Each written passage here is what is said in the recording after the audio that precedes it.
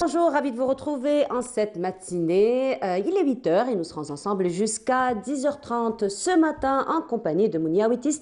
Nous allons nous intéresser à comment faire aimer la lecture aux enfants dès leur jeune âge afin qu'ils puissent grandir donc avec le réflexe et surtout l'amour de la lecture. Nous parlons ce matin de Covid sur deux volets. D'abord, vous le savez, donc la campagne de vaccination continue toujours. La Covid n'est pas encore derrière nous, on vit avec malgré, même s'il y a donc une accalmie, donc continuez à se faire vacciner. Nous en parlons ce matin, encore une fois, de l'avancée de la campagne de vaccination. Toujours donc dans cette crise sanitaire, vous savez, l'apport de la diaspora algérienne à l'économie nationale, mais aussi aux différentes crises que nous avons connues, particulièrement les derniers mois. La diaspora donc a pris tout son sens. Nous parlons ce matin donc de cet apport en compagnie d'un médecin qui vient de France, un médecin algérien donc établi en France, qui a beaucoup donc contribué en compagnie de d'autres ressortissants algériens à l'étranger pour donc prendre part à la lutte contre la Covid-19. Nous parlons aussi ce matin, vous savez, c'est toujours l'Octobre Rose, c'est toujours ce mois de sensibilisation au dépistage contre le cancer du sein par excellence. Justement, l'association Élite, une association d'étudiants, est justement en plein campagne de sensibilisation. Nous reviendrons sur leur programme. Le triathlon, c'est la première compétition du genre qui se fait ici en Algérie. Les athlètes seront parmi nous ce matin pour en parler. Voilà pour le programme de cette matinée. Mais avant cela, alors on vous rappelle déjà que notre émission est sponsorisée par Coral Peinture. Et avant de commencer, ce sera les nouvelles du ciel en compagnie de Faliat Chir.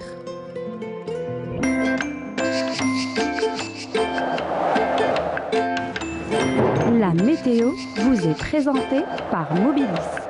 Mobilis, أينما كنتم. Faliel Chir parmi nous. Bonjour Faliel. Bonjour Avona. Comment ça va? Ça va très bien. Froidement, depuis hier. Exactement. Ou fraîchement, ou j'exagère On va un peu. dire fraîchement. Allez, voilà. fraîchement.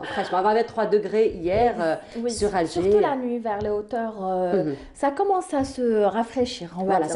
L'automne commence quand même à s'installer. Il s'est bien installé avec les pluies. Voilà. Nous avons eu quand même de fortes pluies hier. Tout d'abord, permettez-moi de souhaiter un agréable... grand bonjour à tous ceux qui nous regardent ce matin.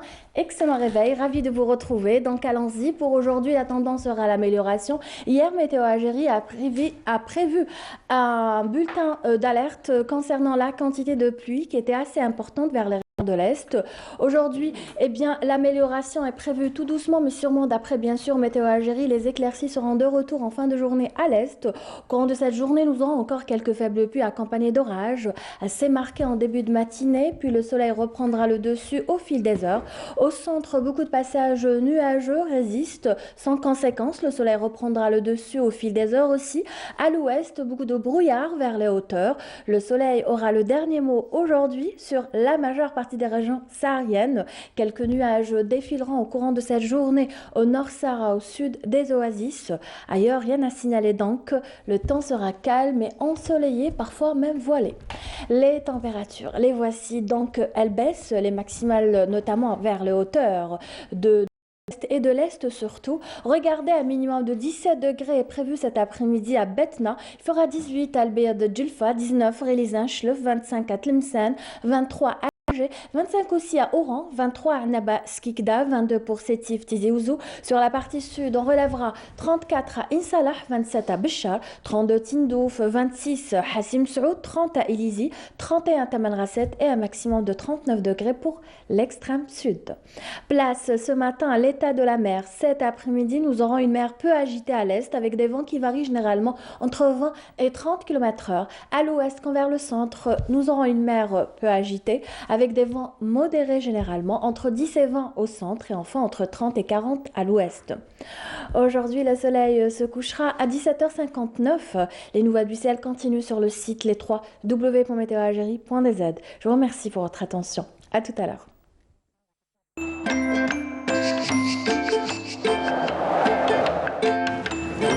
La météo vous est présentée par Mobilis. Mobilis, أينما كنتم. Et voilà, donc on voit quand même amélioration pour aujourd'hui. Exact, voilà. Voilà, pas parfait. Merci beaucoup, Friel. On se retrouve tout à l'heure, donc après le journal télévisé du midi et celui de 19h. Avec grand plaisir. Avec grand plaisir. Merci beaucoup, Friel. Bonne journée à vous. Et on continue, pause musicale comme à l'accoutumée. Ce sera en compagnie de Kader Japonais avec donc le groupe Imzad et on se retrouve juste après.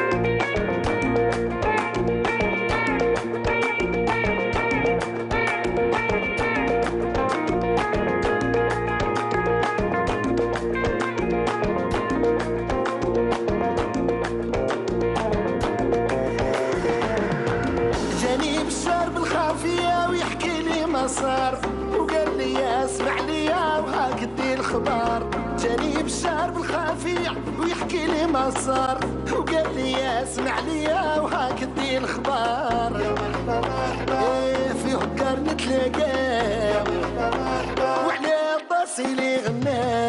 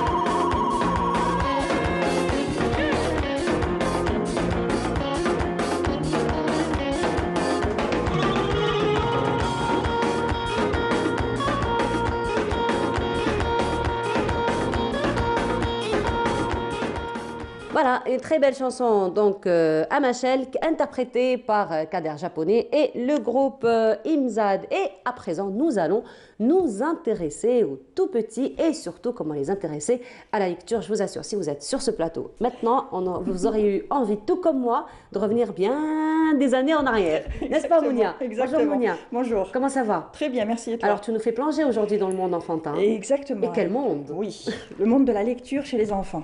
C'est super intéressant. Alors, comment donner le goût de la lecture, le goût de lire aux enfants. C'est très intéressant, ça leur apprend pas mal de choses. Et le premier conseil que je pourrais vous donner, c'est de lire vous-même, tout simplement. Lire, mais en présence de votre enfant, bien sûr, pas dans votre chambre le soir avant de dormir et tout ça. Non, vous vous installez dans votre petit salon, vous prenez un livre et vous montrez à votre enfant que c'est un plaisir de lire.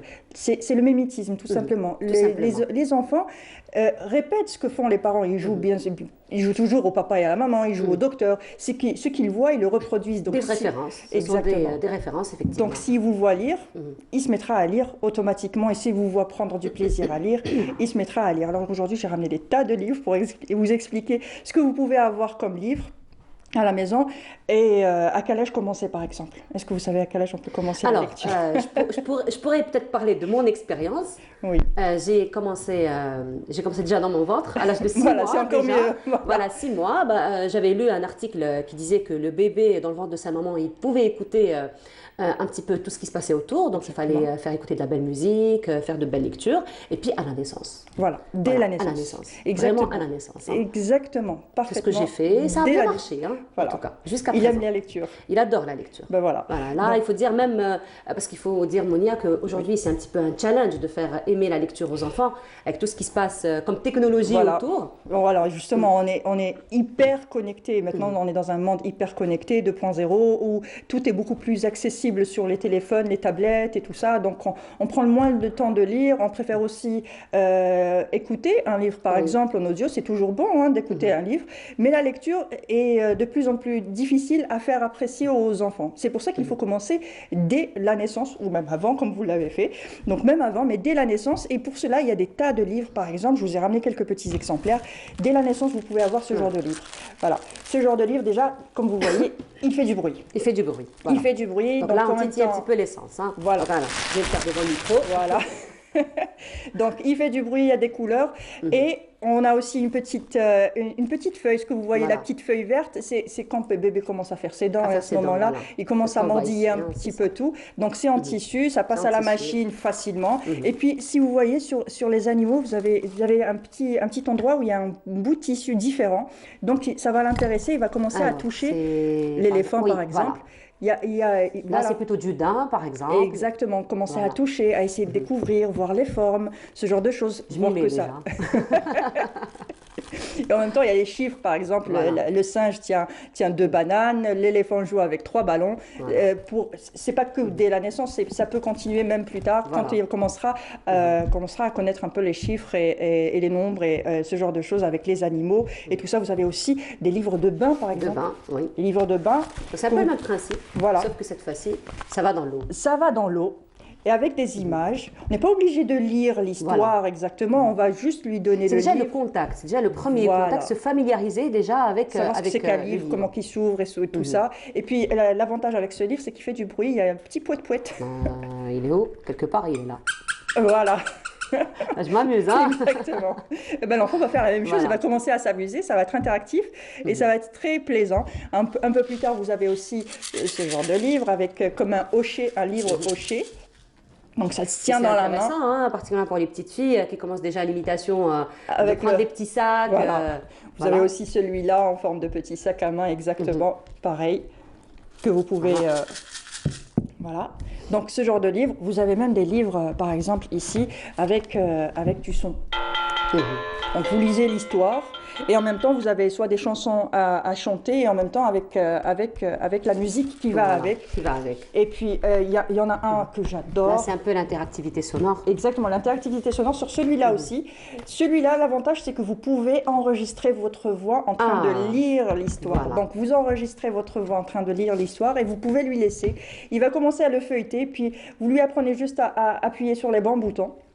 Alors, et puis la lecture se fait. J'ai envie de dire que là, tu es un petit peu en train d'initier les filles au journalisme finalement, parce que ce sont les exercices qu'on fait. S'enregistrer, s'écouter, se corriger. Voilà, exactement. Voilà. Alors, c'est là. Exactement, c'est là, il y a des petits boutons, un petit bouton de micro pour s'enregistrer en train de lire l'histoire. Et puis là, on a l'histoire. Voilà, et puis là, on va commencer l'histoire avec des images, avec de belles images toujours. avec l'ours et les papillons et tout ça. Et ça va l'intéresser avec l'écureuil ensuite derrière, et les noisettes, ce genre de choses. Et une petite musique aussi qui va avec. Donc ça va beaucoup, ça va être interactif. Vous avez plein d'autres petits livres. Vous avez aussi des livres pour la nuit, par exemple. Sur celui-là, il est, bon, ça se verra pas ici, bien sûr, mais il est fluorescent le soir. Donc le soir, il y a certaines images qui brillent. Vous allez voir, vous avez des parties qui vont... Voilà, ces parties-là vont être fluorescentes le soir. Donc pour raconter l'histoire, mais on n'est pas obligé aussi de raconter l'histoire comme elle est exactement. On peut suivre les images et essayer de créer sa propre histoire. Vous pouvez faire confiance aux enfants, en tout cas dans la créativité, la création, comme ça, là, on peut vraiment leur faire confiance. Exactement. Et le meilleur moment, c'est quel moment pour lire l'histoire, à votre avis? Le soir avant de dormir. Le soir, le rituel du soir. Il faut installer le rituel du soir avant de dormir, bien sûr. Lire une petite histoire, passer un moment confortable avec votre enfant, prendre un livre, l'asseoir à côté de vous et puis lui lire l'histoire. Ce qui est bien, c'est que quand vous l'asseyez à côté de vous, vous allez prendre un livre par exemple et vous allez lui expliquer, enfin, il va vous voir lire le livre, il va comprendre les principes de la lecture, tout simplement comment on tient un livre, comment on ouvre les pages. Par exemple, ici c'est en arabe, donc on lit de droite à gauche. Ici on a le même livre, mais en français par exemple, on va lire de gauche à droite, on ouvre les pages dans l'autre sens. Donc ça va lui apprendre un peu les principes de la lecture. Vous voir un peu comment vous tournez les pages, suivre avec le doigt. Il va aussi apprendre à suivre avec le doigt, même s'il ne sait pas lire, il va essayer de faire la même chose aussi. Il peut aussi créer sa propre histoire. Et si vous lui lisez, surtout s'il y a une histoire qui lui plaît beaucoup, vous allez commencer à lui lire. Et puis souvent, il va vous redemander la même histoire. Et n'essayez même pas de sauter une page, parce qu'à ce moment-là, il vous dira « Ah, maman, tu as oublié une page ». C'est clair qu'il va se rappeler de l'histoire, il va être tout le temps là à vouloir entendre et encore entendre une fois l'histoire. Vous pouvez aussi jouer au jeu de dire, à ton avis, qu'est-ce qui va se passer? Est-ce que le prince va arriver à délivrer la princesse? Ou est-ce que le chat va retrouver ses petits-enfants? Ça dépendra de l'histoire, par exemple. Aussi, un autre conseil où vous pouvez faire de la lecture ou proposer un livre à votre enfant dans une salle d'attente, par exemple. Chez le médecin, vous êtes chez le pédiatre, moi, je vous conseille d'avoir toujours un petit livre. Vous avez des petits formats maintenant qui existent. Vous avez aussi des tout petits formats pour les enfants.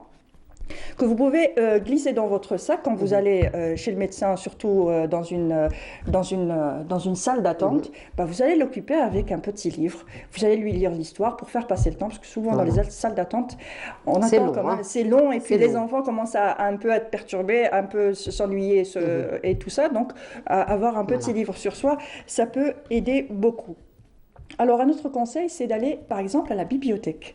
La bibliothèque, médiathèque, l'habituer à aller aux endroits où il y a des livres, au contact des livres, aller chercher un livre, emprunter un livre pour le lire. Et puis, c'est intéressant parce que de toute façon, les bibliothèques, il y a toujours un espace pour vraiment les tout petits. Hein. Ça commence à 2 ans et demi, 3 ans. Et ce qui est intéressant, c'est qu'on peut rencontrer des conteurs, des conteuses. Voilà. Et donc là, ça consolide encore plus, effectivement. Exactement. Donc, aller à la bibliothèque, il y en a un petit peu partout. Donc, vous pouvez toujours aller à la bibliothèque. Et bien sûr, quand vous racontez une histoire, essayez bien sûr après l'histoire de faire, on va dire, un résumé de l'histoire. Demandez à l'enfant ce qu'il a compris ou ce qu'il son avis, qu'est-ce qui s'est passé exactement, quels sont les personnages, pour lui apprendre aussi à faire aussi la synthèse de l'histoire, ce qui s'est réellement passé, s'il a bien compris ou pas. Lui apprendre les émotions, par exemple, à travers les livres, à travers les images. Quand on voit le personnage avec un sourire, on lui demande à ton avis qu'est-ce qu'il ressent à ce moment-là. Pas forcément lui dire il est en train de sourire, il est joyeux. On essaye de lui apprendre à lui à exprimer finalement cette émotion. Exactement, à reconnaître l'émotion sans lui dire que c'est la joie ou la tristesse ou autre. Une fois que vous avez déjà habitué votre enfant de 0 jusqu'à l'âge où il doit rentrer à l'école, là où il sera confronté aux livres tous les jours, il sera déjà familiarisé avec les livres. Il connaîtra déjà les livres. Ça ne sera pas une surprise pour lui, ça ne sera pas non plus un challenge ou autre chose. Donc il aura l'habitude déjà de toucher les livres. C'est un bon début aussi pour apprendre la lecture. Déjà, il sait comment tenir un livre, il sait comment on doit lire. Donc il a l'habitude de voir des livres. Donc à l'école, ça va l'intéresser aussi. Et justement, une fois qu'il commencera à apprendre la lecture, Vous pouvez aussi l'aider en achetant par exemple des magnettes alphabet qu'on colle sur le réfrigérateur, par exemple. Quand il commencera à apprendre l'alphabet, à apprendre les syllabes, par exemple, que ce soit en arabe ou en français, par exemple, pour lui faire des petits exemples, par exemple, un P devant un A et un autre P devant un A, ça fait pas. Donc on rajoute pas, ça fait papa. Donc c'est assez rigolo. On peut lui apprendre aussi que le M devant un A, ça fait un ma. Et si on colle deux fois la même chose, ma et ma, ça fait maman.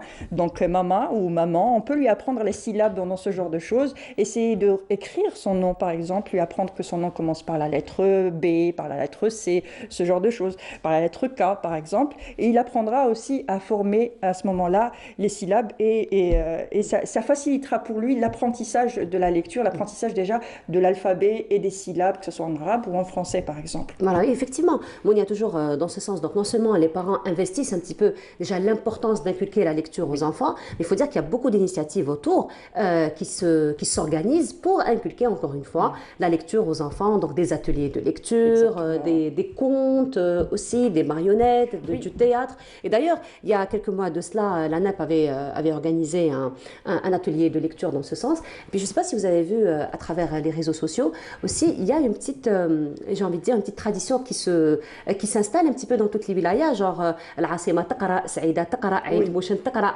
Et tout ça, ce sont au fait des initiatives d'association pour, encore une fois, inculquer la lecture aux enfants, parce qu'à côté de la technologie, c'est bien, mais après, il faut trouver un équilibre. Exactement, il faut savoir trouver un équilibre entre les deux, ne pas bouder la technologie non plus, mais ne pas non plus laisser de côté la lecture. Là, nous avons une photo, Mounia, alors pour dire que aujourd'hui, c'est facile d'inculquer la lecture et nos enfants nous impressionnent parce que ce qu'on voit à l'image, c'est tout juste l'écolier.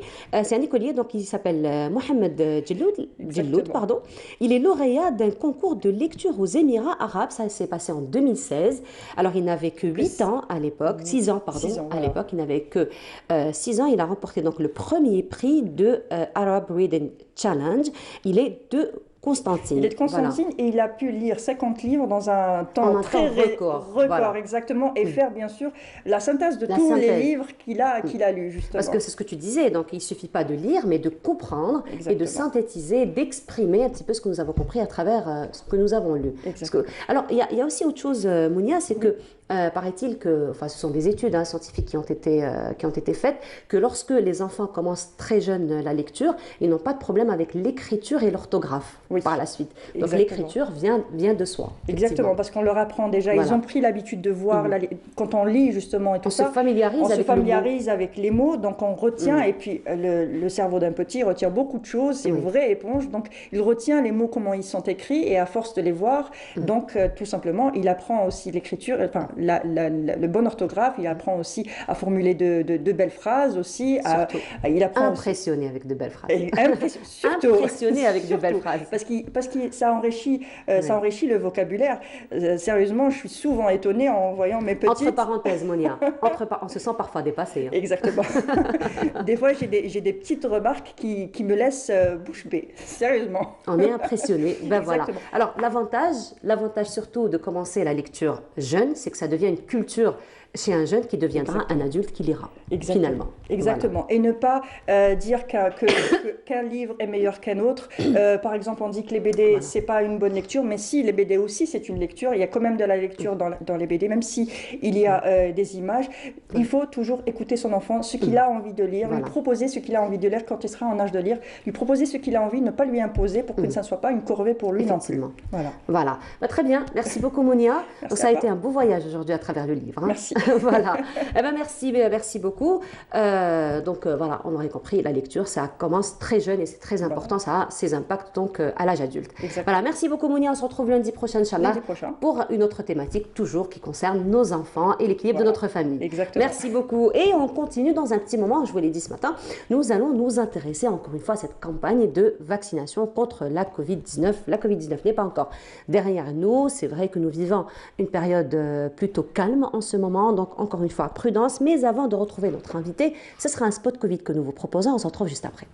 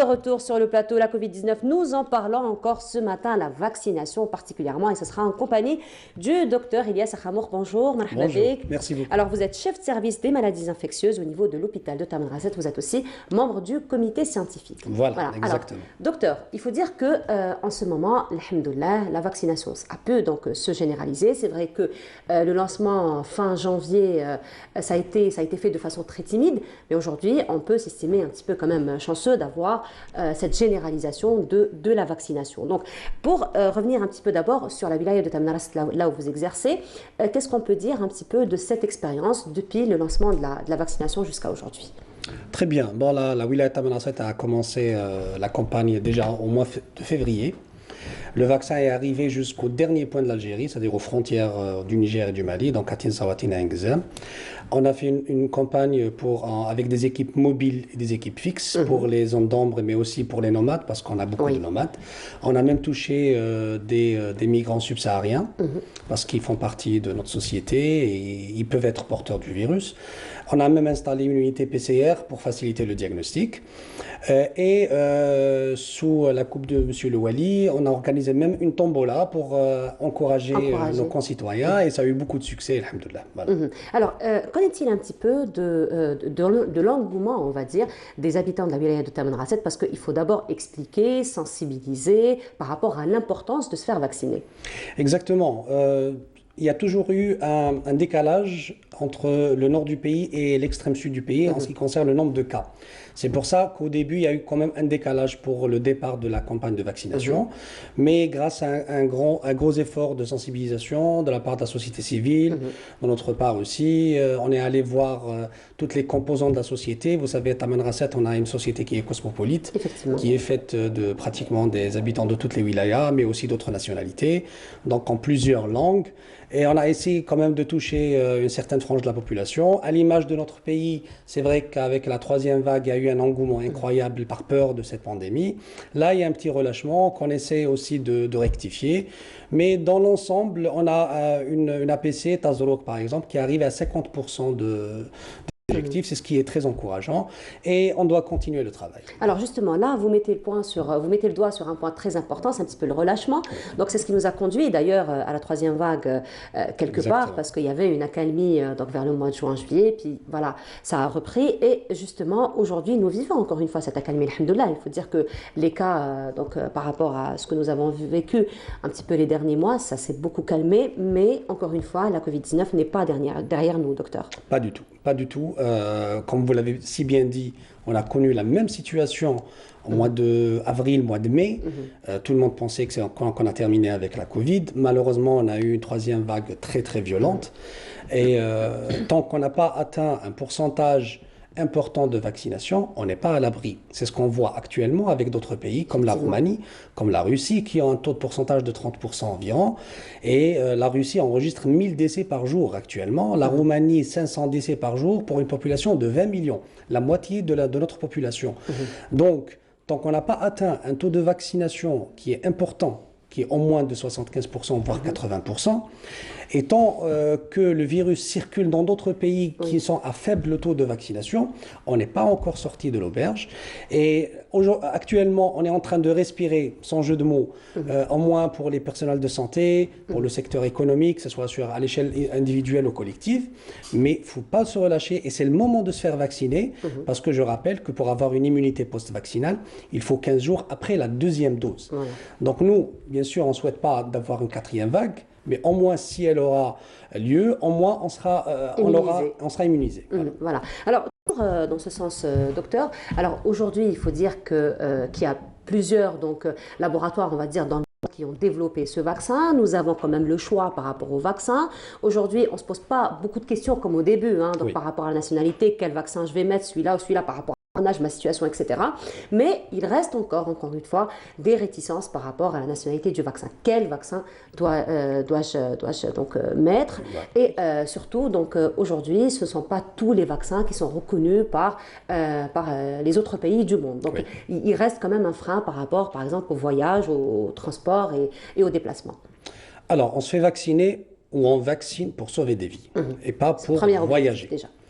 On n'est pas dans la situation où on peut se permettre de choisir le vaccin, tel vaccin pour voyager. On est là pour sauver des vies. En Grande-Bretagne, actuellement, ils ont plus de 40 000 cas de Covid chaque jour, mais avec un taux de décès de 123 décès par jour. Ils ont divisé le nombre de décès par 10 grâce à la vaccination. Donc, en premier lieu, on vaccine pour sauver des vies. Deuxièmement, pour voyager, vous savez que chaque pays a ses propres lois qu'on doit respecter. La preuve, le vaccin Sinovac ou Coronavac, le chinois, qui est accepté par exemple en Espagne, mais il n'est pas accepté en France. Nous, on doit respecter cela. Mais actuellement, le meilleur vaccin, c'est le vaccin qui est disponible. En Algérie, alhamdoulilah, depuis quelques mois, on a un nombre de doses qui est vraiment important. On va recevoir dans les prochains mois entre 3 à 5 millions de doses par mois. Donc, je rassure tous les citoyens que le vaccin est disponible, mais on doit vacciner avant tout pour sauver des vies, la sienne et celle de notre entourage. Voilà, c'est une responsabilité déjà individuelle et collective, effectivement. Alors, docteur, aujourd'hui, on se pose aussi la question par rapport à la grippe, parce que c'est la période aussi. Exact. La grippe. Donc, on a un petit peu... C'est entré dans les mœurs, hein, il faut dire. Donc, chaque année, on sait qu'il y a des catégories de la société qui doivent se faire vacciner contre la grippe. Maintenant, qu'en est-il du vaccin donc, contre la grippe et le vaccin contre la Covid? Est-ce qu'on peut les faire les deux? Est-ce qu'on doit espacer? Comment on doit se comporter par rapport donc, à ces... En plus que cette année, l'année dernière, on a beaucoup de cas de grippe, que ce soit en Algérie, que ce soit dans d'autres pays. C'est un signe positif, parce que ça peut annoncer un peu que le vaccin contre de la Covid est devenu un peu plus faible. C'est-à-dire qu'il commence à être dominé par le virus de la grippe, qui ne sont pas de la même famille, il faut le rappeler. Donc il n'y a pas d'interaction entre le vaccin de la grippe et la Covid. Le vaccin de la grippe ne protège pas contre la Covid. Ça, il faut le rappeler. Deuxièmement, la grippe tue chaque année. Dans le monde, c'est entre 500 000 et 600 000 de décès par an. Sauf que, contrairement à la Covid, ça touche beaucoup plus les personnes âgées, les personnes qui ont des maladies chroniques, les femmes enceintes. C'est pour ça que le vaccin antigrippal il est administré à cette frange de la population. Il n'est pas donné, je vous en prie, il n'est pas donné à tout le monde, comme le vaccin de la Covid. Le vaccin de la grippe est donné chez les femmes enceintes, chez les personnes de plus de 65 ans, chez les malades chroniques. Et il n'y a aucun danger à faire le vaccin de la grippe et le vaccin contre la Covid. Et deuxièmement, on peut les faire le même jour, mais dans 2 sites différents, c'est-à-dire dans 2 bras différents. Mais sinon, on peut décaler de 2 jours, 3 jours, de 5 jours, il n'y a aucun problème. Il y a d'autres pays qui ont déjà commencé la campagne, il n'y a pas eu de problème.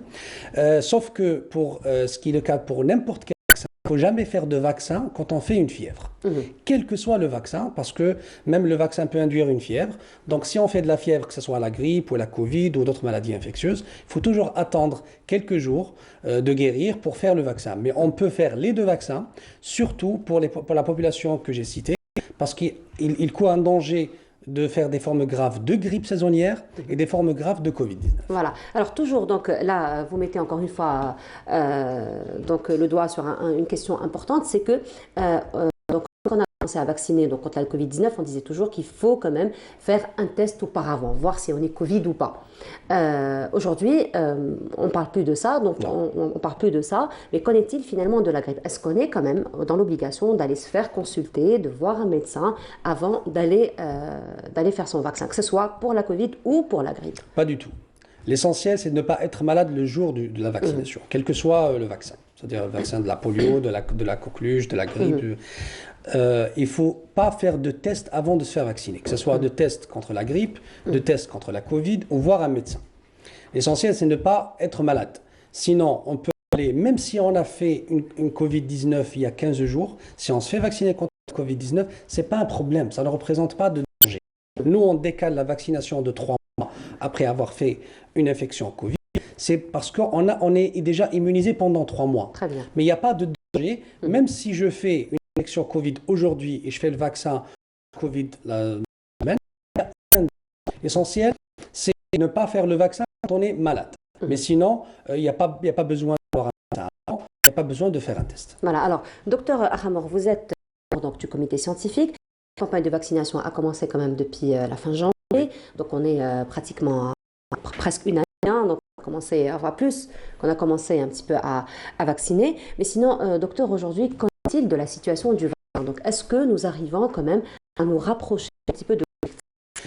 Oui, bon, c'est vrai qu'on a commencé fin janvier, et cela après l'intervention de M. le Président de la République, mais la campagne n'a commencé réellement qu'au mois de juin. C'est là où on a commencé à avoir des doses, des doses importantes de vaccins. On a eu une accélération fulgurante au mois d'août et au mois de septembre, surtout avec la peur de la troisième vague et le nombre de victimes qu'elle a engendré. Mais on a un ralentissement depuis un mois. Cela est dû à la bonne situation épidémiologique en vie. Mais il faudrait accélérer la cadence. Comme je vous ai dit, une quatrième vague n'est pas exclue. Et c'est le moment de se faire vacciner. Donc, un petit relâchement, il y a un ralentissement de la cadence. Mais il faut, grâce à vous, grâce aux médias, il faut accélérer, sensibiliser, parce qu'on n'a pas terminé avec la Covid. On n'a pas encore terminé. Encore pas très proche de l'objectif. On reste quand même loin. On reste quand même un peu loin, mais on avance. Voilà, on avance, c'est déjà de dire. Mais sinon, docteur, justement, comment on peut encore une fois convaincre la population de l'importance de se faire vacciner aujourd'hui, d'autant plus qu'on n'est pas à l'abri d'une quatrième vague? Oui, alors premièrement, comme je vous ai dit, il y a d'autres pays qui en souffrent actuellement. J'ai dit la Russie, la Roumanie, qui sont en pleine vague, qui n'ont pas enregistré un nombre de cas aussi important depuis le début de la pandémie. Donc une quatrième vague en Algérie n'est pas exclue. Nous, on la souhaite pas bien sûr, mais elle n'est pas exclue. C'est le moment de se faire vacciner pour avoir une immunité. Si on a une quatrième vague, au moins on sera immunisé. Et puis, tant que les autres pays ne sont pas vaccinés, on risque une diffusion du virus, on risque d'avoir de nouveaux variants qui risquent d'être encore plus agressifs. D'ailleurs, il y a un nouveau variant aujourd'hui, on en parle en Angleterre. Exactement, et on est en train de le suivre, notamment l'OMS qui est en train de suivre. C'est ce qu'on appelle les VOC, les Variants of Concern, c'est-à-dire c'est des variants qui sont sous surveillance. C'était le cas du Delta au début. Et on a vu les dégâts qu'il a engendrés. Donc, c'est le moment de se faire vacciner et c'est le moment de respecter les mesures barrières. Même si on est vacciné parce qu'on voit un relâchement important dans nos rues, c'est le moment d'observer les mesures barrières, de les respecter pour se prémunir contre la Covid, mais aussi contre la grippe saisonnière, contre d'autres virus respiratoires, notamment le virus respiratoire syncytial pour les bébés qui est en train d'augmenter. Donc, si on respecte ces mesures barrières, on peut limiter la propagation de tous ces virus et beaucoup de vie. Alors, est-ce qu'on voit un peu le bout du tunnel aujourd'hui? Oui, Inch'Allah. Il y a des signes qui donnent à l'optimisme. L'augmentation du nombre de vaccinations. Il y a aussi un effet moindre des réseaux sociaux. On remarque que les citoyens commencent à avoir foi en leurs spécialistes, en leurs médias. On se familiarise aussi avec le virus, on le connaît mieux. Voilà, pour la prise en charge, et on a du recul par rapport au vaccin.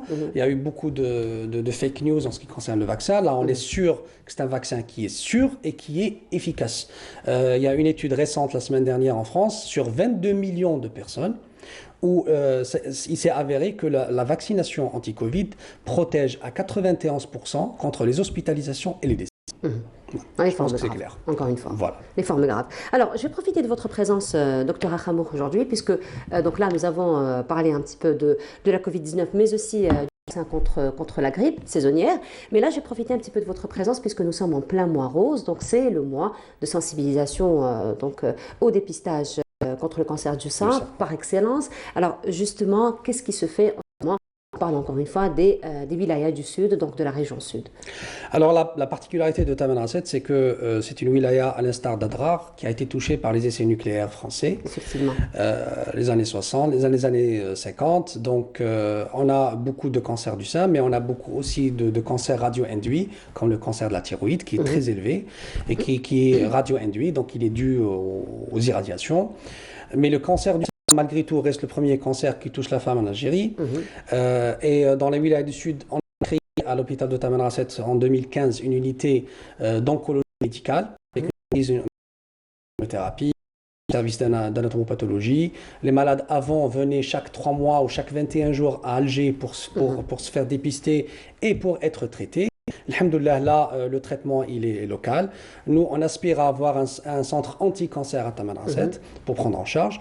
Mais là, on est en pleine campagne de sensibilisation parce que la sensibilisation pour les maladies cancéreuses reste le pilier de la prise en charge. Parce que maintenant, avec les avancées technologiques, avec l'amélioration des conditions sanitaires, quand on dépiste tôt le cancer du sein, on en guérit à pratiquement 90%. Ça, c'est très important parce qu'il y a beaucoup de personnes qui disent « je ne veux pas me faire dépister, si j'ai un cancer, je vais mourir ».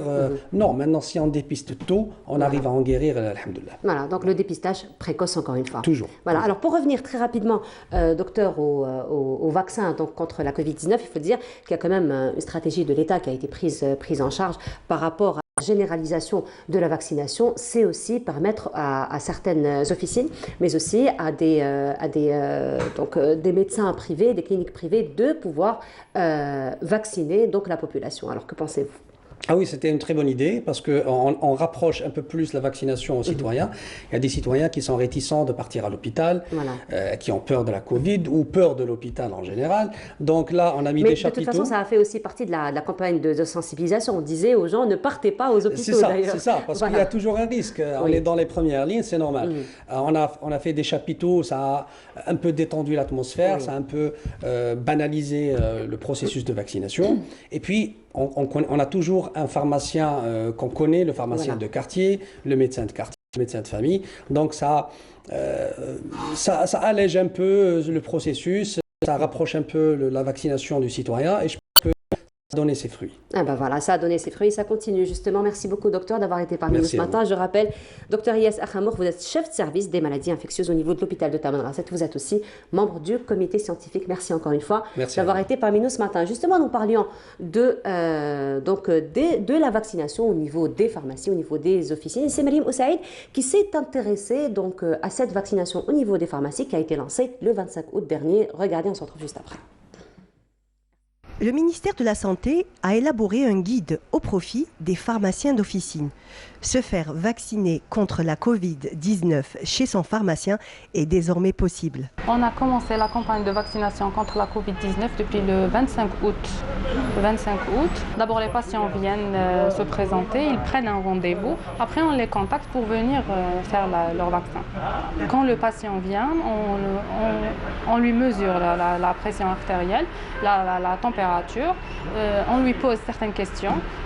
Par exemple, s'il a des maladies chroniques, s'il prend certains médicaments, par exemple, s'il a des troubles de l'hémostase, s'il prend le Centran, le Trombix, etc.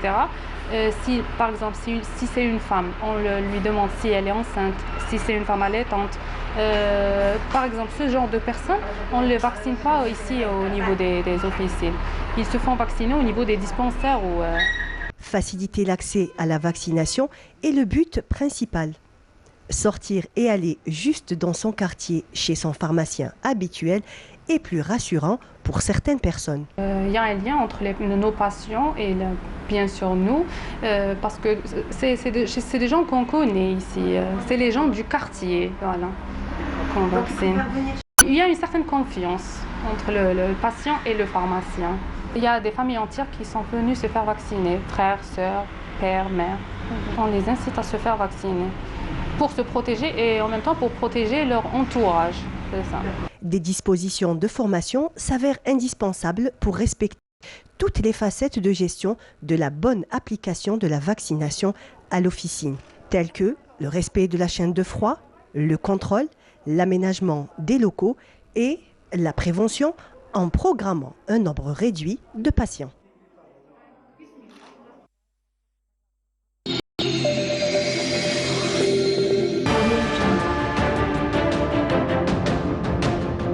Enfin, une peinture algérienne aux normes internationales. Tous vos besoins en peinture intérieure, peinture métal, préparation de support ou peinture extérieure, choisissez Coral Peinture. Coral Peinture, c'est l'IMA d'affaires.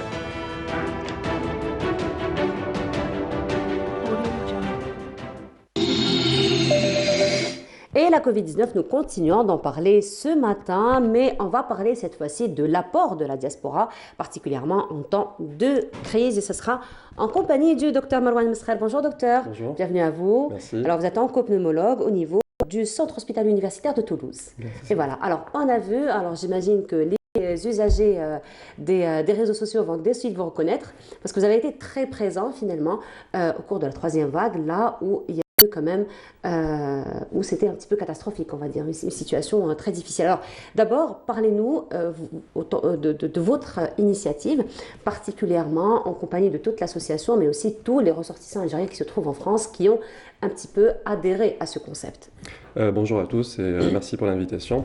Donc effectivement, en fait, dès qu'on a vu ce qui se passait déjà en Tunisie par rapport à l'arrivée de la troisième vague, donc en tant que citoyen algérien, enfin, on va dire à la diaspora à l'étranger, on voulait aider de notre côté. On aurait aimé être sur place pour venir en aide, notamment par rapport aux collègues confrères qui sont dans les hôpitaux, qui étaient déjà fatigués par rapport à cette vague et par rapport à l'épidémie qui dure depuis un moment. Et du coup, on s'est dit, pour aider, c'était de faire des récoltes d'argent, de matériel. Et donc c'est comme ça que, en fait, au début, il y avait déjà une cagnotte qui était lancée. C'était pas par notre association parce qu'elle n'était pas encore née à ce moment-là, donc elle était née par d'autres associations. Et moi, j'ai participé à l'appel aux dons. Et grâce à un ami réalisateur, je tiens à le saluer, c'est Yanis Koussim, c'est un réalisateur algérien qui m'a mis dans un groupe où il y avait des célébrités et Messenger, notamment Minal Shtar, Souheila Ma'alem. Et grâce à cette conversation, en fait, l'appel aux dons a été diffusé en Algérie, en France et partout dans le monde.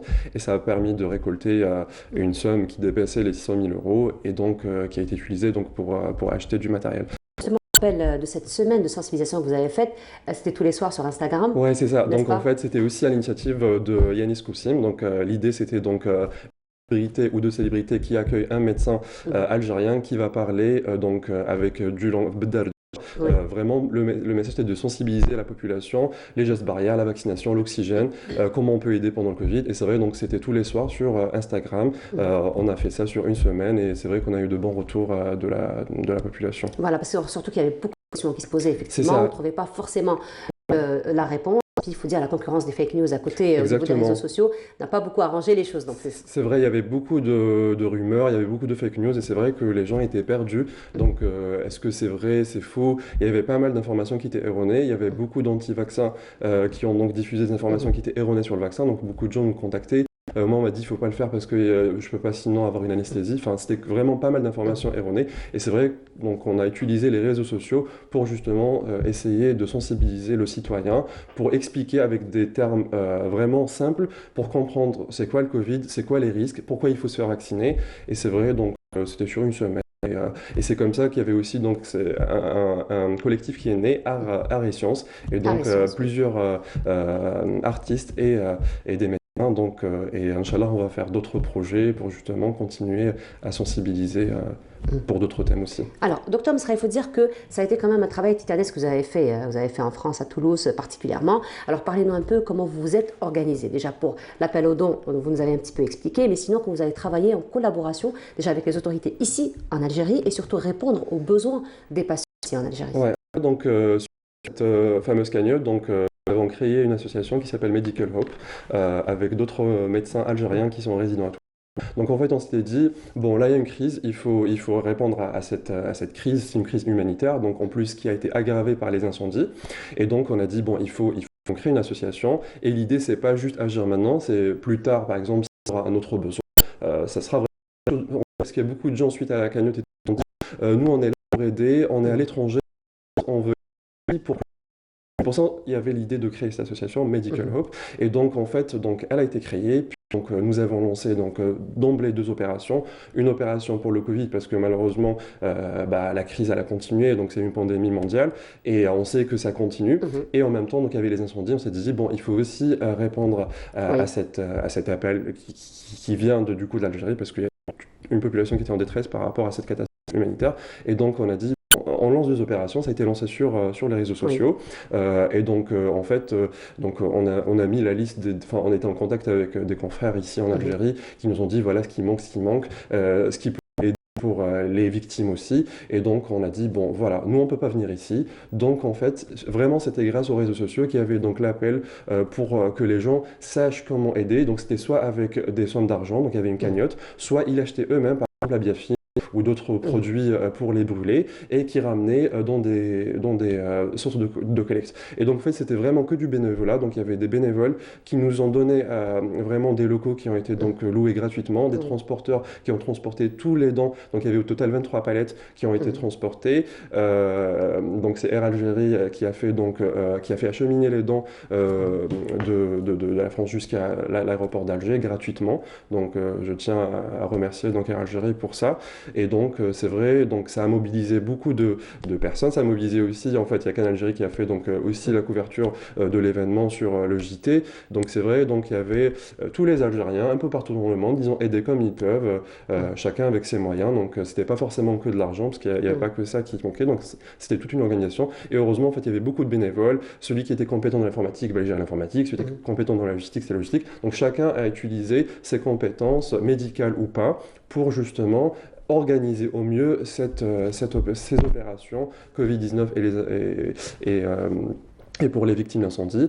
Et on a travaillé donc avec une association en Algérie qui s'appelle Minra, c'était notre partenaire. C'était à la fois pour nous dire, en fait, pour faire le lien, ils étaient, par exemple, pour les incendies, ils étaient en contact avec des associations locales, par exemple à Tizi Ouzou, à Béja et tout, pour nous dire comment ça se passe et qu'est-ce qui manque, et comme ça, nous, on sait ce qu'il fallait acheter, il fallait commander. Et voilà, donc globalement, enfin en résumé, c'était un peu ça. Et encore une fois, les célébrités, que ce soit journalistes, artistes, ont aidé aussi à transmettre les messages et ils nous aidaient à donner de la visibilité à l'association. À l'association et à vos actions aussi. Alors il faut dire que c'est une organisation très minutieuse, très méticuleuse que vous avez entretenue donc, durant toute la crise, jusqu'à présent d'ailleurs. Et justement, docteur, la diaspora, c'est de tout temps mobilisé. Il faut dire que ce n'est pas la première fois, c'est de tout temps mobilisé. Mais vous, à l'aube de vos 30 ans, je le dis, n'est-ce pas? D'abord, félicitations parce que vous avez décroché. Profiter, vous féliciter par rapport à cela. Et justement, docteur Messral, aujourd'hui, vous êtes là, vous êtes venu hier, il faut dire, et vous avez fait l'honneur de venir aujourd'hui à Texaha. Mais par la même occasion, aujourd'hui, vous faites partie donc, de cette diaspora. On a vu un petit peu votre impact, votre par rapport à cette crise, mais sinon, comment vous, autant que ressortissant algérien à l'étranger, comment vous pouvez évaluer un petit peu l'apport de la diaspora algérienne pour le développement économique, mais dans d'autres secteurs, notamment la santé en Algérie? En fait, ces expériences-là, toutes récentes, côté associatif, ça m'a permis donc de rencontrer beaucoup d'Algériens qui sont à l'étranger, pas forcément en France, qui m'ont contacté pour dire on peut aider justement au développement économique, médical. Parce qu'en fait, il y a beaucoup de personnes, ils sont partis, mais ils gardent toujours, on aime l'Algérie, on est... Dans les veines. Voilà, c'est dans les veines exactement, et donc c'est normal quand on veut aider, même si on habite loin de l'Algérie. Et donc c'est vrai, donc il y a beaucoup de personnes qui m'ont contacté par rapport à ça, et donc en fait l'idée c'est là, on va organiser à Toulouse bientôt, Inch'Allah, un forum où il y aura plusieurs donc, Algériens, pas que des médecins, donc il y aura aussi des informaticiens, des journalistes, donc vraiment plusieurs... Tous ceux qui ont des compétences. Voilà, des compétences et qui peuvent aider justement de l'étranger. Donc l'idée c'est vraiment de faire des projets de l'étranger pour justement aider ici. Donc ce sera du là où je vais, on va dire, intervenir, mais donc c'est vraiment de participer, comment on peut de l'étranger aider et participer à des projets caritatifs ou professionnels pour justement répondre à des demandes ou même dans l'échange, parce que c'est toujours enrichissant d'échanger une expérience de la diaspora à l'étranger avec les compatriotes. Voilà, alors docteur Messral, j'ai profité aussi encore une fois de votre présence, du moment que vous êtes pneumologue, vous êtes en plein dedans, j'ai envie de dire, par rapport à cette pandémie qui a touché le monde entier. Alors aujourd'hui, donc la campagne de vaccination a commencé dans le monde entier. En Algérie, ça a commencé timidement le mois de janvier, mais aujourd'hui, il faut dire que ça s'est généralisé dans le pays. Alhamdoulilah, nous n'avons pas de pénurie aujourd'hui de vaccins, et puis il y a plusieurs variétés de vaccins, donc on peut même choisir son vaccin. Par contre, on est un peu loin de l'objectif. Aujourd'hui, quel serait peut-être votre message, sensibilisation, pour convaincre un petit peu aujourd'hui que la Covid n'est pas derrière nous, on est en plein dedans, même avec cette accalmie, plein dedans, et que c'est un petit peu le seul moyen de prendre le 4e vague, si jamais il y aura 4e vague. Alors, c'est pas pour être pessimiste, mais malheureusement, il y aura une 4e vague. En fait, c'est là, par exemple, si on regarde ce qui se passe en Russie, ils ont 1000 décès par jour en ce moment. Enfin, c'est un sous-variant qui commence les autorités anglaises, qui dit Londres, ça veut dire c'est après c'est la France, et donc donc en général, c'est normal, et donc automatiquement l'Algérie. Donc déjà, c'est vrai que en ce moment, c'est calme. C'est toujours comme ça, en fait, la courbe du Covid-19. Donc, c'est vraiment ce qui se passe en Algérie et partout dans le monde. Et il y a une période de calme. Il faut savoir, pour l'instant, comme vous venez de le dire, c'est donc c'est encore, donc on est plein dedans, c'est pas fini, malheureusement. Donc, il faut encore être patient. À l'heure actuelle, on n'a que deux, en fait, on va dire, armes pour lutter contre cette pandémie. Les gestes barrières qu'il faut vraiment respecter parce que ça permet donc d'éviter, donc ça permet de bloquer un peu donc la diffusion du virus. Et la deuxième chose, c'est la vaccination. On n'a pas autre chose efficace. Donc il y a des essais cliniques en cours partout dans le monde, mais à l'heure actuelle, il n'y a aucun traitement contre cette maladie. Juste des préventives, les gestes barrières et la vaccination. Pourquoi je vais insister un peu sur la vaccination? Parce que là, avec l'expérience toulousaine, donc les deux premières vagues, il n'y avait pas le vaccin. Donc on a pris cher, il y avait vraiment, donc c'était catastrophique, comme un peu en Algérie. Mais la troisième vague, c'était un peu mieux. Je dis mieux, mais ça ne veut pas dire que c'était simple. Parce que, en fait, c'était grâce à la vaccination. Donc, par exemple, à Toulouse, 99% des patients qui étaient en animation aux soins intensifs, c'était des vaccins vraiment non vaccinés. Donc, vraiment, c'est pas juste, on dit ça pour une ruse, pour vraiment, en temps. Je précise que je n'ai pas de lien d'intérêt. Il faut pour acheter, donc j'ai rien à gagner. Par contre, je le dis vraiment et sincèrement, lors de ma dernière pneumo en tout cas, vous avez 100% des patients qui n'étaient pas vaccinés, dont des jeunes, une femme enceinte, 26 ans, à la fin de sa grossesse, elle n'était pas vaccinée, et donc ça s'est terminé par l'animation, césarienne en urgence, elle était intubée. Donc pourquoi arriver jusque-là alors qu'il y a des vaccins? Autant au début, on n'avait pas les vaccins. Maintenant, on a une solution, et c'est vrai que les variants qui sont en ce moment dans le monde, ils répondent encore au vaccin. Il ne faut pas attendre l'émergence d'un nouveau variant qui pourrait donc n'être plus couvert par la vaccin. Donc en Algérie, il y a des vaccins qui sont disponibles. Moi, le message que je peux dire, c'est que c'est une maladie qui tue, donc malheureusement, qui est très grave, qui peut toucher donc tout le monde, les nouveau-nés.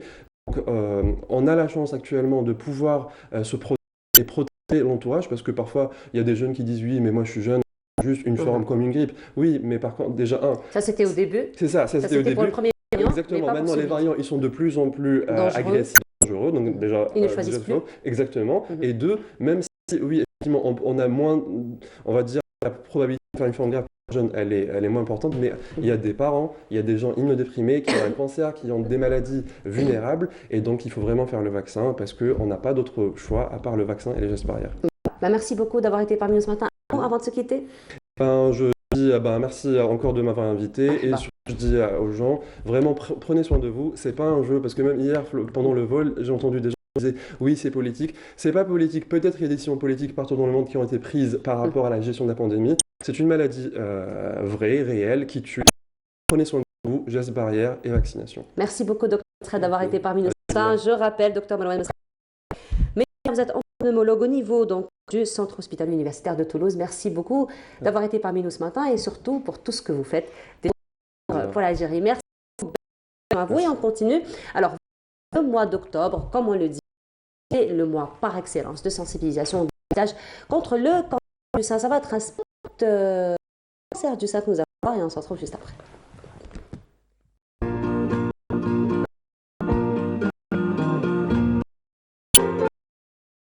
الماموغرافيا هي تصوير إشعاعي للثدي عن طريق أشعة إكس، وهي طريق آلة تسمى الماموغراف. والماموغراف الرقمي الجديد تخرج منه كمية قليلة جدا من الوحدات الإشعاعية. عليها نعتبر عملية التصوير الماموغرافي عملية آمنة وليست خطيرة. كيفاش تتم عملية الماموغرافيا؟ أشعة منبعثة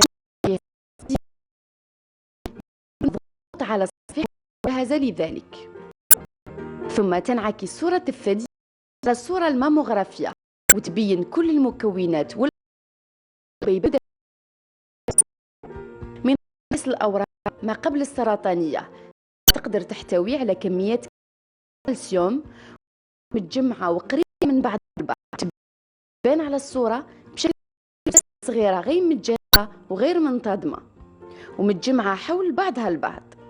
أما إذا كانت هذه التكلفات كبيرة الحجم ودائرية ومتجانسة ومنظمة فهي تكون عادة من النوع أي غير سرطاني، والقرار يعود للطبيب المختص في الأشعة.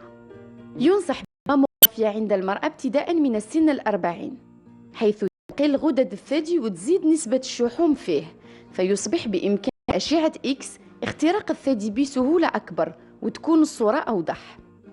أما بالنسبة للنساء صغريات السن فينصح بالقيام بالصورة الصوتية أو الإيكوغرافيا إن لزم الأمر، حيث يكون الثدي أكثر كثافة.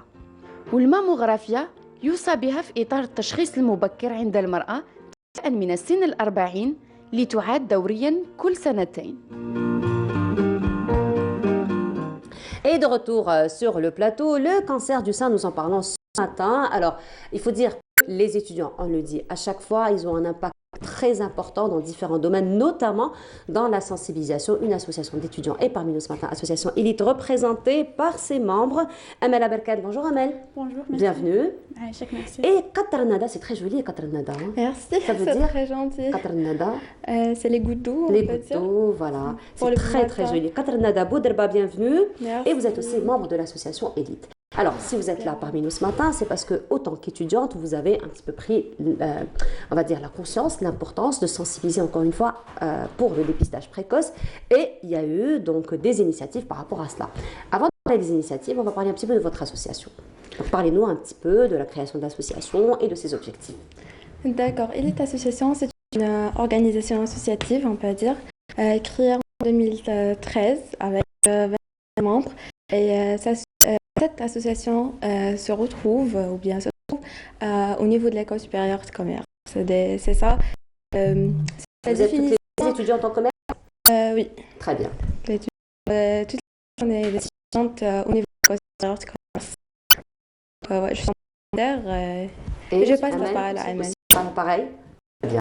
Oui. D'accord. Donc, quels sont les objectifs un petit peu de l'association? Les objectifs de l'association sont pour développer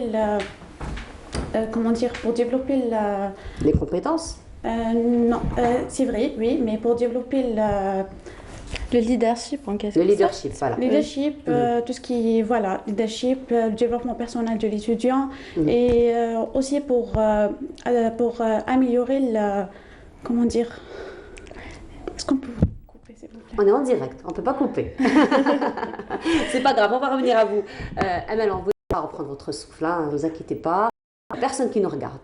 Il n'y a que nous trois. Même les caméramans, même la caméra woman, elle n'est pas là. Il n'y a personne. Il n'y a que nous trois. D'accord? Alors, je vous laisse prendre votre souffle. Je reviens à vous, Qatarnada. Alors, il faut dire que, donc, comme vient de nous le dire Amel, vous développez un petit peu le leadership, un petit peu le développement personnel. Ça, donc, c'est un petit peu, ça représente, j'ai envie de dire, le nom de l'association Élite. Donc, vous avez vraiment envie de faire de ces étudiants de véritables élites dans la société. Oui, exactement ça. C'est le développement de leadership et le rapprochement, des étudiants pour la vie professionnelle aussi. D'accord. On a aussi développer l'esprit d'entrepreneuriat pour les jeunes, comme si on est dans l'école supérieure de commerce et l'union des écoles supérieures de commerce au niveau de pôle universitaire PLA a au but de développer le leadership en quelque sorte et aussi l'esprit d'entrepreneuriat pour avoir incité les étudiants à faire son propre projet en quelque sorte. Donc en gros c'est ça. Amel, on a repris le souffle? On a repris le souffle. Allez, je reviens à vous, Amel. Donc là, plusieurs initiatives sont entreprises par l'association, ce qui est très intéressant. Et bien entendu, tous ces projets, vous les faites en coordination, j'ai envie de dire, avec des spécialistes, bien entendu. Oui, avec des docteurs, des chercheurs. C'est-à-dire, toujours on sollicite notre président d'honneur, c'est M. Hamid. C'est lui qui nous aide déjà pour nos sources de financement. Voilà.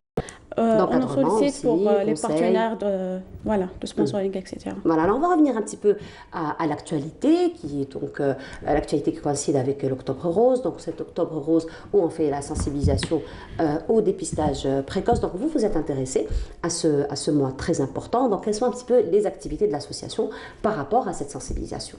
Donc, on se prépare pour faire un événement de sensibilisation en collaboration avec des médecins. Donc, on va faire une sensibilisation sur cette maladie, donc les symptômes, comment faire découvrir la maladie, quel que soit pour la femme ou bien pour l'homme. C'est la même chose. Donc, le cancer de sein, c'est pas juste pour la femme, les deux sont concernés. Effectivement. Donc, voilà. C'est vrai que 1% des hommes sont concernés par le cancer du sein. Oui, exactement. Donc, il faut pas oublier cette note. Donc, on va réaliser cet événement le 31 octobre, Inch'Allah. Donc, voilà, ça va réunir au niveau de l'école supérieure de commerce, Très toujours. Bien. Donc, sur notre siège, toujours l'école. Toujours notre activité passera dans l'école. Notre événement, ça sera dans l'école. Parce que, donc, pour sensibiliser les étudiants aussi, donc c'est réunir les étudiants avec des médecins spécialistes et faire la sensibilisation en quelque sorte. Voilà, alors toujours dans cette sensibilisation, alors c'est un événement qui est destiné à qui? Qui peut participer à cet événement? Cet événement, c'est organisé sous l'égide de l'École supérieure du commerce, c'est-à-dire vont être présents aussi. Et en ce qui concerne l'événement, comment ça va dérouler, et les gens qui vont être présents, on va réunir l'ensemble des étudiants du le pôle universitaire du Oléa avec on va les réunir dans un environnement où il y aura la sensibilisation et l'explication des symptômes de la maladie du cancer du sein et c'est-à-dire en vigueur par des médecins spécialisés et qui vont être présents avec nous et professionnels aussi. Il y aura des invités comme des clubs qui sont intéressés à cet événement, etc. Les clubs scientifiques toujours? Oui. D'autres universités? Spécialement l'université de médecine d'Alger. D'accord. Donc oui, c'est vrai que c'est un club scientifique très... exactement, très proche. Très proche et très actif surtout, donc beaucoup d'événements. Donc ils connaissent en quelque sorte la maladie parce qu'ils sont des médecins, sont des futurs médecins. Donc on les invite pour sensibiliser et pour être présents dans notre événement. Alors, donc vous avez parlé un petit peu de sensibilisation, d'explication. On comprend qu'il va y avoir des médecins qui seront sur place pour faire des ateliers, des conférences, c'est ça? Oui. Alors, ça va se passer comme ça. Comment? On va faire des ateliers, on va faire des conférences aussi. On va sensibiliser et comment la femme fait découvrir la maladie. Comment dirais-je? Quelques conseils comme ça pour l'orienter. Voilà, pour l'orienter, pour faire découvrir et pour faire inciter à déjà faire son suivi à elle-même. Exactement. Donc, c'est comme ça, ça va être. D'accord. Donc, on rappelle, l'événement, ça va se passer, vous avez dit, fin octobre? Fin octobre, le 31 octobre. Le 31 octobre, au niveau de l'École supérieure du commerce. Et ça va commencer à quelle heure? Donc, ce sera toute la journée? Oui, ce sera toute la journée. Ah ben voilà. Oui. Merci beaucoup les filles. On vous souhaite une très belle réussite. Donc, pour cette... C'est pas le premier? Oui, c'est pas le premier, c'est la deuxième édition. C'est la deuxième édition. Donc, on vous souhaite beaucoup de succès pour cette deuxième édition. Et bravo pour ce que vous faites. Merci beaucoup les filles. Je rappelle, Amel Aberkan, vous êtes membre de l'association Élite, étudiante en master aussi au niveau de l'école de commerce. Qatra Nada Bouderba aussi, vous êtes membre de l'association Élite et aussi étudiante en master au niveau de l'école de commerce. Voilà, merci beaucoup les filles et on continue. Cette fois-ci, nous allons parler de sport. Oui, le sport, le triathlon, un événement, le premier du genre qui a été organisé en Algérie dans un petit moment. Mais avant cela, ça va être une petite balade que nous vous proposons à travers ces images et on se retrouve juste après.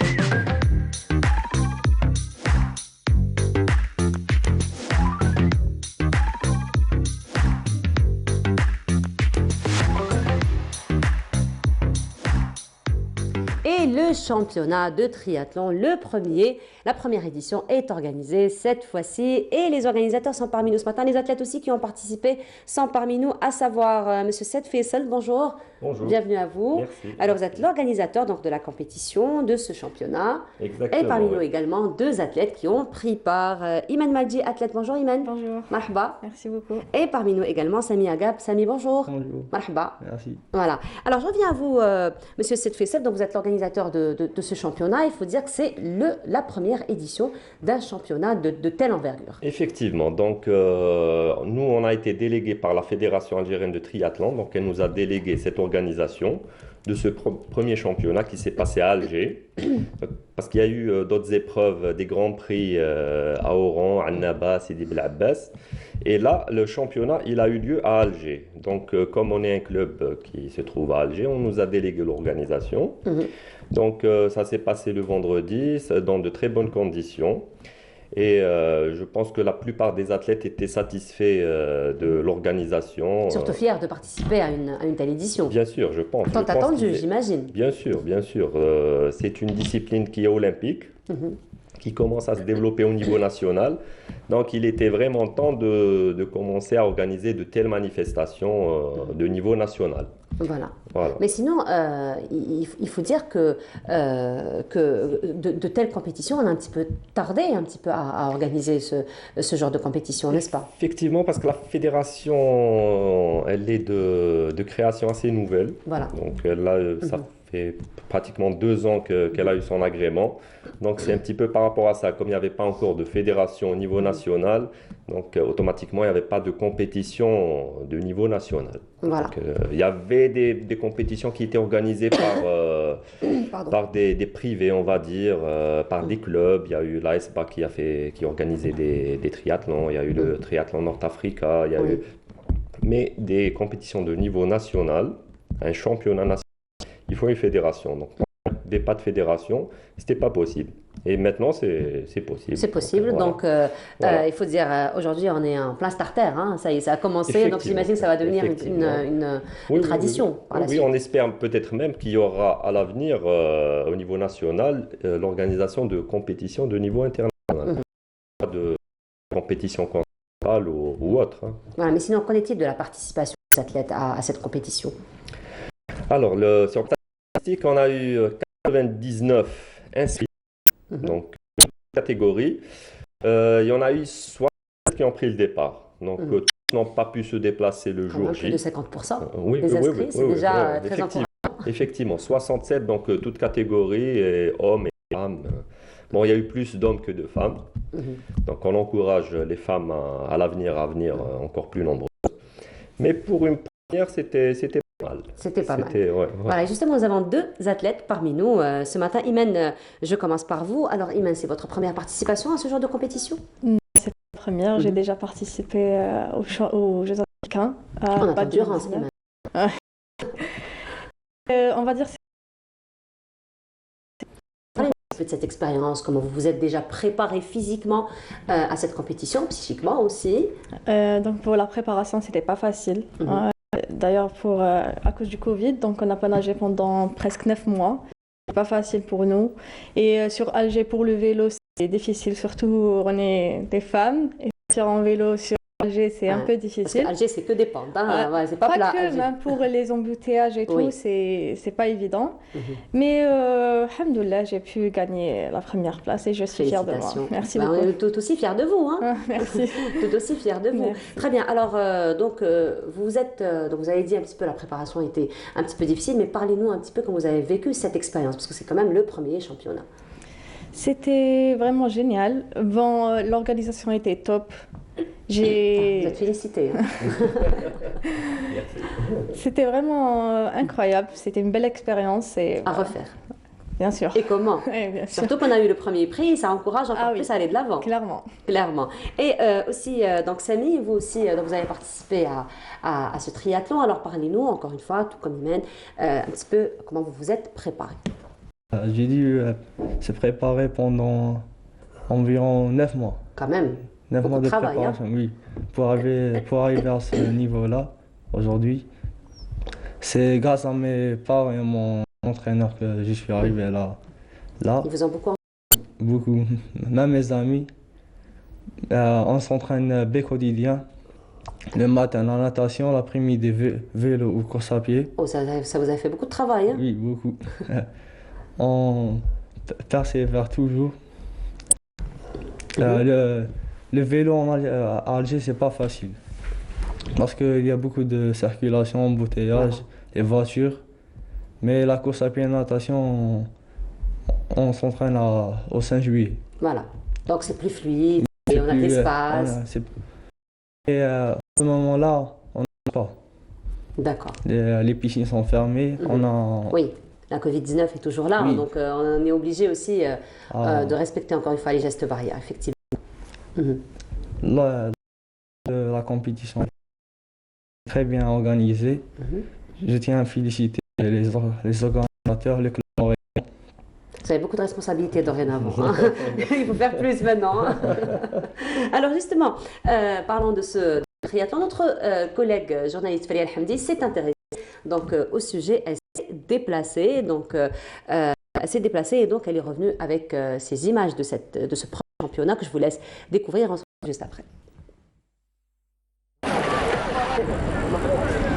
Journée triathlon. Une centaine de jeunes mobilisés après le confinement. Le sport retrouve ses droits.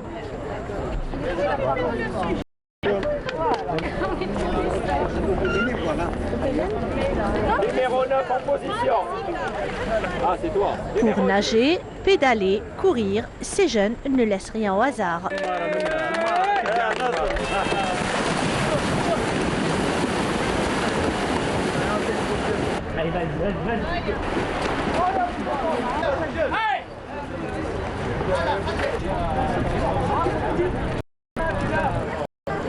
Au programme, 750 mètres de natation. À peine le temps de respirer et c'est parti pour 20 km à vélo. Avant de conclure par 5 km de course à pied. C'était un peu difficile, surtout la partie course à pied. La natation, j'ai bien géré. Le vélo, quand il y a des problèmes mécaniques, la route reste fait le cadre. Donc, j'ai freiné. Donc, double effort, je suis comme la partie vélo. Franchement, c'était pas mal. Le coup était top. Alhamdoulilah, j'ai pu gagner cette course. Je suis fière de moi. Franchement, c'est assez cool d'être première d'Algérie, championne d'Algérie. Je fais partie du club Bahia-Nautil VTT Team Nine Kids d'Oran. Et c'est mon deuxième triathlon. Voilà. Bon, pour moi, c'est une deuxième expérience en triathlon. Donc j'aurais aimé que le parcours soit un peu différent parce qu'il y avait trop de boucles quand même. Pour une débutante, c'est un peu dur de gérer son vélo surtout. Mais en gros, ça s'est très bien passé. L'organisation était très bien faite. Donc je salue tout le staff, le club Montrillan et tous les runners, les participants, les triathlètes pour cet effort. Elle est médecin. Saïda a 63 ans et cela fait 20 ans qu'elle participe à ce genre d'événements sportifs. Je vous souhaite à tous d'en faire autant parce que c'est très amusant. Moi j'ai 62 ans, ça fait plus de 20 ans que je cours et ça doit faire 10 ans que je fais du triathlon. C'est magnifique d'enchaîner les 3 disciplines. Il suffit juste de commencer et vous ne vous arrêterez jamais. Le triathlon est un sport qui attire de plus en plus de sportifs. Enchaîner natation, vélo et course à pied apporte au sport d'endurance un aspect ludique et augmente l'impression de dépassement de soi, ressentie par le sportif lorsqu'il passe la ligne d'arrivée. Et voilà, de retour, c'était donc un reportage de Falia Hamdi qui s'est intéressé à cette journée de triathlon qui s'est passée à Bab el-Oued, n'est-ce pas? Effectivement, donc c'était sur la plage. La partie natation, c'était à la plage Herméla. Ensuite, la partie vélo et course à pied, c'était le long du front de mer jusqu'aux 2 moulins, donc sur la côte Bab el-Oued Boulourine. Et l'arrivée, c'était au stade Farhani de Bab el-Oued. Alors, on a vu la participation de plusieurs catégories et un coucou particulier ce matin à une triathlète d'ailleurs qui ne rate jamais ce genre d'événement. Il s'agit de Saïda Younsi, docteur Saïda Younsi, qui est médecin, qui a été plusieurs fois notre invitée et c'est vrai qu'à 62 ans, elle participe toujours avec beaucoup de rigueur, on va dire. Oui, c'est un exemple, je pense que c'est un exemple à suivre. Une belle référence. Elle donne le bel exemple. Ouais. Une belle référence. Oui, effectivement. À son âge, et, oui. elle est toujours, elle cherche toujours la performance.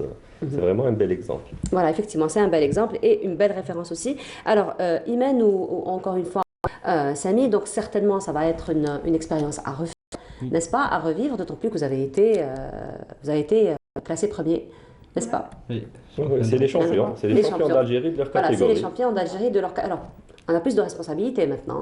Je vous fais de la pression de beau matin, n'est-ce pas? Oui. Alors, donc des projets dans ce sens? Qu'est-ce qu'on compte faire? C'est encore plus, travailler encore plus, adhérer à notre club? Clairement. Après, c'est préparé au championnat d'Afrique. Un championnat d'Afrique, voilà, qui aura lieu, mais c'est sûr. Les championnats d'Afrique, c'est chaque année, il y a des championnats d'Afrique, donc peut-être pour l'année prochaine. Oui. Donc, 2022. Après, oui, bon, je pense que, étant donné qu'ils sont encore jeunes, il y a encore une marge de progression importante. Pourquoi pas viser des compétitions de niveau mondial? Oui. Il y a les Jeux Olympiques en 2024 à Paris, peut-être même 2028. C'est-à-dire le triathlète, il peut encore progresser jusqu'à 30 ans, il peut encore performer.